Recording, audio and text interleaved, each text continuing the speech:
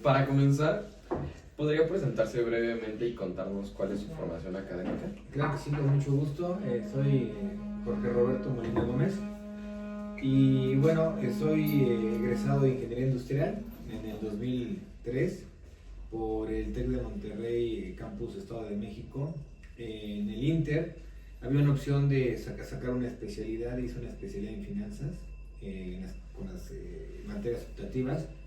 Posteriormente, en el 2007, hice un máster, que el máster es arriba del diplomado, abajo de la maestría es un título europeo, que es un máster en negocios y administración del fútbol en la Johan Cruyff University. Y posteriormente, en el 2018-19, estudié la licenciatura en Mercadotecnia. Esa era mi formación académica. ¿Qué le motivó a estudiar ingeniería en mercadología? Bueno, en realidad creo que cualquier licenciatura en ingeniería es apasionante, y en el caso particular, a mí siempre me ha gustado el análisis numérico. Me parece que el de conocer los números de cualquier proceso, de cualquier comercio, negocio o área en la que uno trabaje, te dan más elementos. Y por otra parte, la mercadotecnia me gustaba mucho, o me gusta, porque es un poco el tema comercial. Cómo entender al cliente y cómo hacerle llegar los productos al usuario o cliente final. ¿Hubo algún momento de experiencia clave que le confirmara que esta era la carrera para usted? Bueno, a mí me han encantado mis carreras, ¿no? Chavos, yo la verdad estoy feliz con lo que estudié. ¿Por qué? Porque cubrían dos partes muy importantes de mi gusto, de mi necesidad. Y la pregunta dice que si hubo una experiencia que le confirmara. Pues yo creo que en el día a día, yo creo que la clave es estudiar algo que te apasione, y una vez que te apasiona, pues bueno, de ahí todos los días vas a encontrar un gusto, ¿no? Por ejemplo, en el caso de la ingeniería industrial, pues siempre lo ocupo porque es una carrera enfocada a procesos. Realmente el enfoque de la ingeniería industrial es cómo entender los procesos en cualquier industria, comercio y en cualquier área. Es una carrera muy amplia, por eso me gustó la ingeniería industrial. Y la otra parte que creo que todos los días me motiva y me parece muy, muy útil en la mercadotecnia, porque en la mercadotecnia hay que entender al cliente, hay que entender al usuario, y de esa forma tienes que satisfacer. Entonces me parecía un poco estandarizar orden y procesos orientado hacia poder vender. Entonces la verdad es que día con día confirmo que fueron las carreras idóneas para mí. ¿Tuvo dudas al elegir su carrera y cómo tomó finalmente la decisión correcta para usted? Creo que esa es una de las decisiones más importantes para los jóvenes, y es bien compleja, porque es muy difícil que cuando tienes 17 años, 16, 17 años, quinto, sexto de prepa, puedas decir, me apasiona tal cosa. O sea, normalmente dices, tengo alguna tendencia, alguna orientación, a veces me puede facilitar las matemáticas, a veces me puede facilitar la administración, a veces me puede facilitar la biología. Hay un gusto, pero como tal es muy, muy, muy difícil determinar, eso es lo que voy a estudiar. En mi caso, a mí me gustaban los números en la escuela, me gustaban las matemáticas, pero como tal, yo quería estudiar un poquito algo más amplio, no tan específico. Y realmente la duda que yo tuve fue entre ingeniería industrial y mercadotecnia, y al final estudié las dos. Entonces esa duda se disipó. Pero sí, cuando entré a la universidad, voy a comentar una anécdota, que yo estaba formándome para inscribirme y dejaba pasar a uno y al otro porque no me podía decidir entre mercadotecnia e industrial. Decía el que sigue y el que sigue. Y me terminé diciendo por ingeniería industrial en ese momento, porque recuerdo que un amigo de mi hermano, que es más grande, me dijo, mira, estudia ingeniería industrial porque si después quieres estudiar mercadotecnia puedes prepararte, pero ya tienes el conocimiento técnico, ¿no? Entonces, esa fue mi decisión. Realmente me debatí entre esas dos y al final estudié las dos. Enfocándonos más en su etapa universitaria, ¿qué materias o experiencias universitarias fueron las más importantes para su formación? Bueno, en el caso de, por ejemplo, de las ingenierías, cada ingeniería tiene sus materias específicas en las cuales tienes que ahondar más. Por ejemplo, en ingeniería industrial, la materia de ciencia que se aplica más es la probabilidad estadística.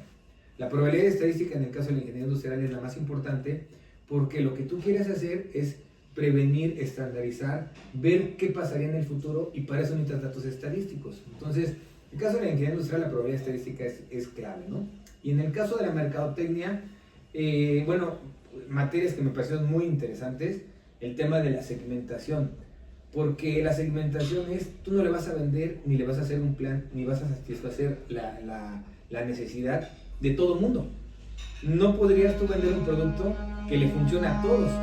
Entonces, la segmentación es diseñar a quién le vas a vender, joven, qué nivel socioeconómico, qué perfil de consumidor, qué gustos tiene, y a esa persona que le quieres vender le tienes que diseñar. Entonces, la segmentación es clave porque conoces más a tu cliente y a tu producto. Y otra que me pareció muy interesante en la mercadotecnia son las 4 P's: precio, producto, promoción y plaza, que es básicamente qué precio quieres poner, qué producto vas a vender, qué plaza es en donde lo vas a vender, y qué promociones, qué sistemas vas a incentivar la compra.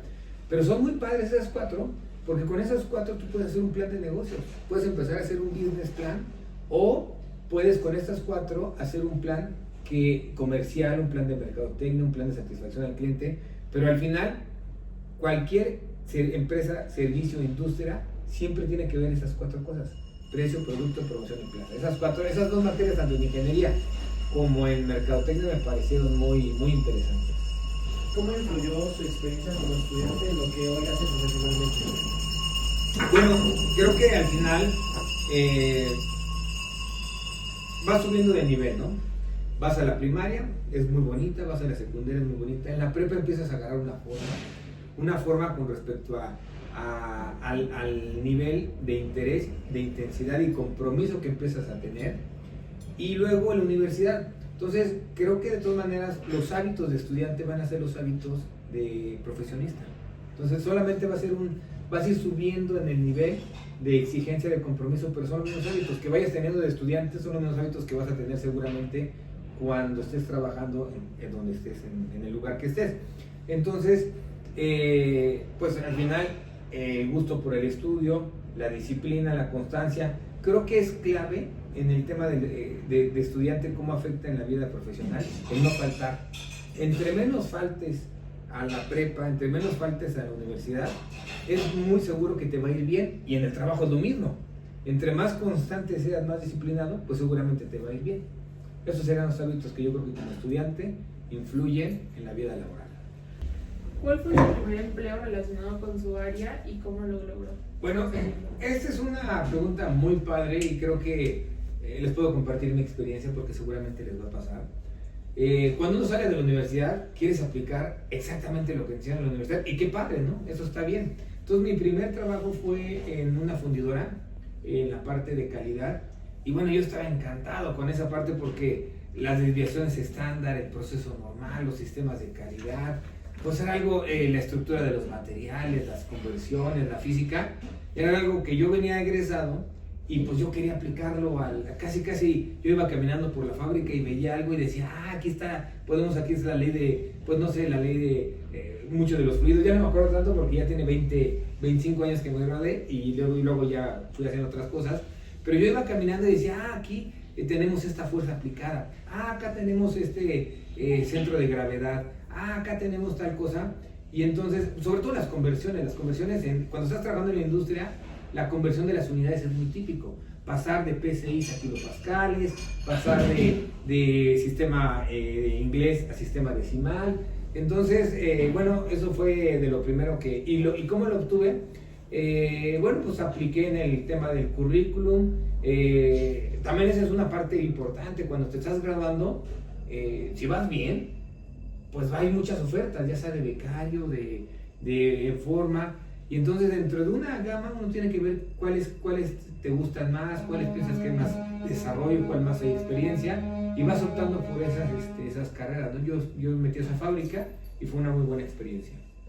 ¿Qué habilidades aprendidas en la universidad fueron realmente útiles para comenzar a trabajar?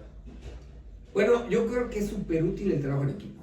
De las habilidades, ¿verdad? ¿Pero preguntaba de las habilidades? Sí. Las habilidades, una es el trabajo en equipo, es fundamental.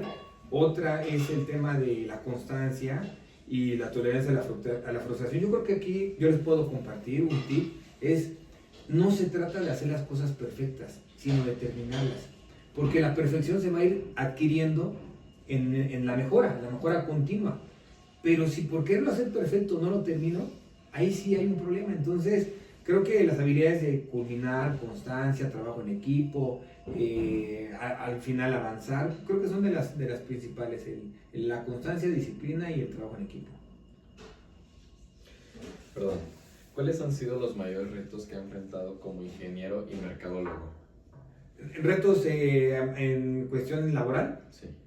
Bueno, posiblemente yo que trabajé ahí, el siguiente reto fue, fundé una empresa hace 21 años y luego fundé otra empresa hace 10 años. Y yo creo que el principal reto es mantenerlas vivas. El principal reto, si me preguntas laboralmente, es mantener vivo un emprendimiento, mantenerlo vivo. Dicen que el 90% de las empresas cierran dentro de los 5 años o el 70%, y el chiste es que muy pocas empresas llegan después de 10 años. Ese es el objetivo, porque en un emprendimiento pues tienes que ir formando la estructura y entonces tienes que buscar que la idea perdure. Creo que ese ha sido el mayor reto, hacer que las empresas tengan 21 años y 10 años en el otro caso. ¿Cómo logró superar esos desafíos y qué aprendió de ellos?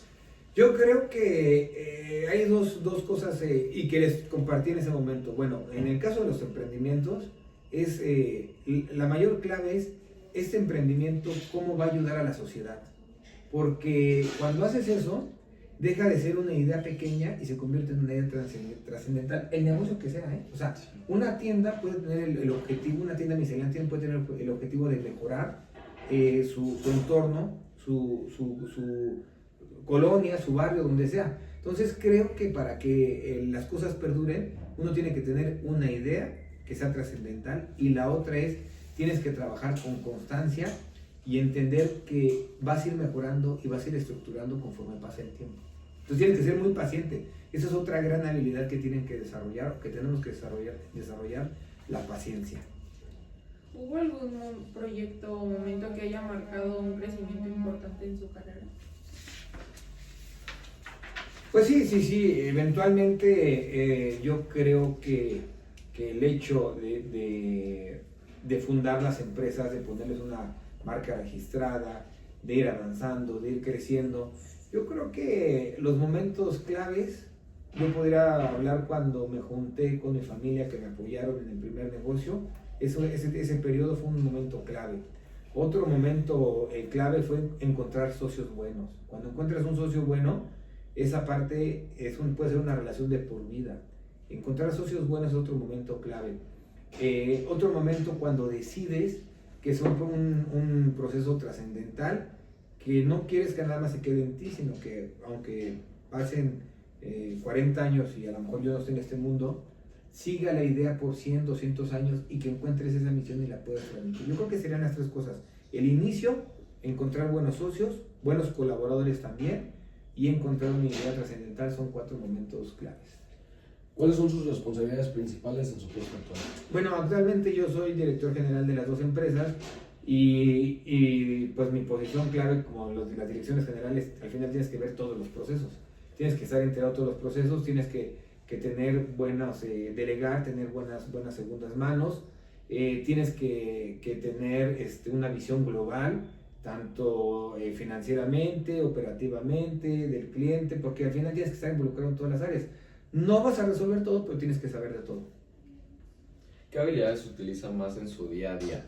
¿Técnicas blandas o una combinación de ambas? Yo creo que esa es una muy buena pregunta y vas pasando primero de lo técnico. Técnico me refiero a la ingeniería o si eres licenciado en lo que quieras, ya sea mercadotecnia, administración, comercio internacional, relaciones. Al principio vas a intentar ocupar más las técnicas porque estás generando una experiencia personal. A medida que vas avanzando, la experiencia empieza a ganar y llega un momento en que aplicas más las habilidades sociales que lo técnico, porque en realidad, pues al paso de los años tiene mucho que ver, o en un crecimiento normal, en una organización, pues cuando llegues a los 40, a los 50, vas a tener una posición de liderazgo, de autoridad, de responsabilidad, y ahí se ocupa más lo social que lo técnico. En su opinión, ¿qué tendencias actuales están transformando el campo de la ingeniería y la mercadotecnia? Bueno, las tendencias actuales yo creo que tienen mucho que ver con el cambio también generacional. Hace ratito lo platicábamos, quiénes están ahora manejando el mundo y moviendo el mundo. Entonces, esa parte hay que entenderla, que la generación, bueno, la generación Z, creo que ustedes son generación Z, me parece, la generación Z ya piensa muy diferente a los millennials y a los X. Entonces, ¿qué cambios vienen? Pues bueno, obviamente la tecnología, eso tiene 10, 15 años que la tecnología es muy importante, pero no nada más la tecnología, o sea, no nada más el uso de las plataformas que, por ejemplo, yo cuando empecé a trabajar no existían. Olvídense que existía Instagram, que existía Facebook, eso no era importante. Ya tiene tiempo que es importante, pero no nada más es eso, es cómo piensan ustedes, cómo piensan los jóvenes, que al final es el motor, y creo que ese es un reto que nosotros debemos entender, inclusive los X, los millennials también ya deben empezar a entender, y la inteligencia artificial, ¿no? La inteligencia artificial que todavía en estos momentos se están aplicando procesos, pero no está en su boom. Ahorita, si quieren más adelante, platico una experiencia que tuve hace poquito, una cena de negocios, de alguien que está dedicando a inteligencia artificial de manera comercial, y yo me quedé sorprendido de lo que se puede hacer o de lo que la gente está haciendo. ¿Cómo está impactando la tecnología en las oportunidades laborales de su área? Bueno, vamos a hablar del caso que estuve en una reunión. Esta gente se dedicaba a desarrollar aplicaciones, pero ya muy enfocadas en inteligencia artificial. Entonces, el asistente virtual, el vendedor, es una inteligencia artificial y contesta ya un 90% como una persona. Entonces, ¿qué pasa? Pues que al alimentarlo, al capacitarlo, lo que están buscando es tener vendedores, o muy buenos vendedores, muy buena gente que tenga servicio en atención a clientes, pero en inteligencia artificial. ¿Cómo va a afectar? Pues, a ver, esa pregunta que dicen, ¿va a quitar trabajo de inteligencia artificial o no? Bueno, si escuchamos a los gurús, a los grandes empresarios, van a decir que sí.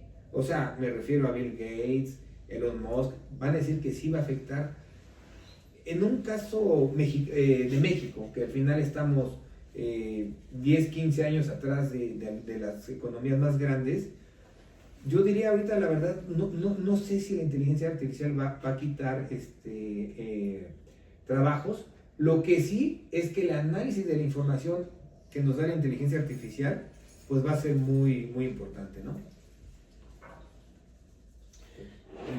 ¿Qué recomendaciones daría a los estudiantes que estamos pensando en estudiar ingeniería o mercadotecnia? Pues la recomendación yo creo que sería que les guste, yo creo que serían casi 3 cosas. Pasión, alegría, tienen que estudiar de manera muy alegre, muy contento, lo que quieran, pero con gusto. Tienen que ser muy pacientes, porque inclusive, aquí yo les voy a comentar que cuando ustedes entren a la licenciatura, van a entrar y va a pasar en algún momento la carrera que dicen, ¿y para qué estoy estudiando esto? ¿Realmente me servirá? ¿Realmente funcionará? Pero cuando terminen y tengan su título y vean ese proceso, ahí van a entender y van a decir, sí valió la pena. Entonces yo el consejo que les daría es paciencia, alegría y constancia. ¿Qué habilidades creo que deberíamos comenzar a desarrollar desde este momento que estamos en preparatoria? Eso, mucha constancia, paciencia, gusto por el estudio, y yo creo que no faltará clase. Para mí eso es clave, no faltará clase ni en prepa ni en universidad. Si pudieras aconsejar a su yo de la preparatoria, ¿qué le diría? Yo creo que, como les decía, la cualidad de la paciencia, es una cualidad que el ser humano le cuesta mucho trabajo entender y comprender. Si me preguntas a mi yo del pasado, diría, todavía disfruta más tu prepa y tu universidad. Van a ver, seguramente, en universidad hay momentos que tienes estrés y hay momentos que dices, chin, el examen, qué tal que no paso, la desvelada. Y en esa parte a veces uno se angustia de más. Y entonces yo lo que diría es paciencia, disfruta, sé constante, que van a salir las cosas bien. Creo que eso es lo que le podría aconsejar a mí, yo del pasado.